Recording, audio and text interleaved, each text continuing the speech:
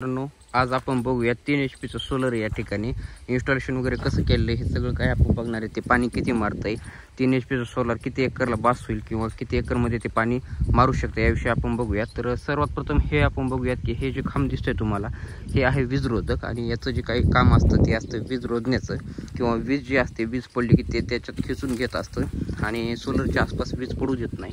तुम्ही बघू शकता हे जे इथं तुम्हाला बांध दिसतंय याच्यामध्ये 12 धातू असतात आणि हा बांध त्या ठिकाणी वर लावलेला असतो आणि त्यामुळे ते वीज ओढून घेतं आणि त्या ठिकाणी ते वीज जमिनीमध्ये सोडून देत असतं। तर तुम्ही बघू शकता हे आहे GK एनर्जीचं सोलर आहे आणि हे 3 HP चं या ठिकाणी हे एकाच खांबावरती इन्स्टॉल केलेलं असतं आणि साईडनं पर्लिंग शॉकअप वगैरे लावून याला पॅक केलेलं असतं आणि त्यामुळे ते तुम्ही बघू शकता इथं एकदम पॅक केलेलं आहे, त्याला पर्लिंग वगैरे व्यवस्थित लावलेले आहे, त्याला नट वगैरे लावलेले इथं।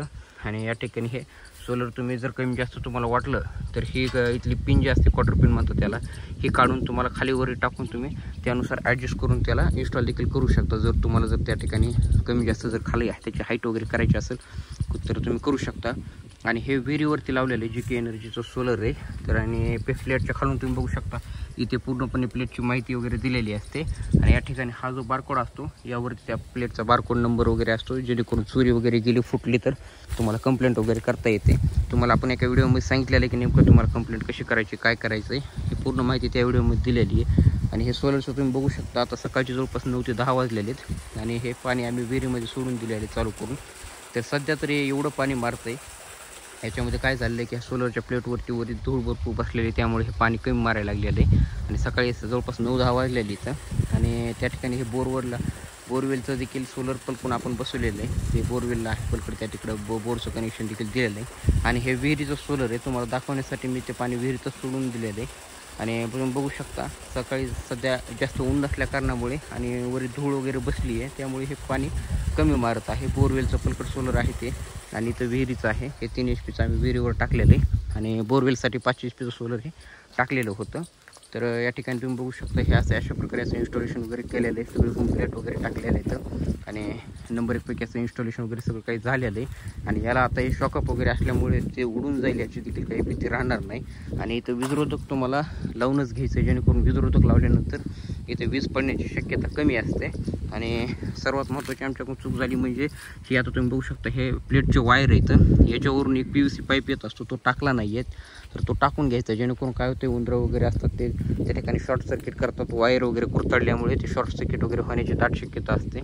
त्यामुळे ते जर तुम्ही एकदा करून घेतलं किंवा त्यावरती जर तुम्ही ते लावून घेतलं तर उंदरं वगैरे कुरतडणार नाहीत आणि वायर उघडे राहणार नाहीत, याची देखील काळजी घ्यायची आहे। आणि या ठिकाणी तुम्ही बघू शकता आता इथे हे बसवलेलं आहे, याला आणखीन आम्ही मोबाईलवर देखील हे होऊ शकतं कंट्रोल, परंतु मोबाईलवरती सिम कार्ड कंपनीनं दिलेलं नाही, ते सिम कार्ड देतो म्हणले तर आणि सिम कार्ड दिल्यानंतर त्या ठिकाणी ते मोबाईलवर देखील आपल्याला ऑन ऑफ किंवा जे काही त्याचं व्होल्टेज वगैरे आहे ते पूर्णपणे मोबाईलवर दिसलं जातं।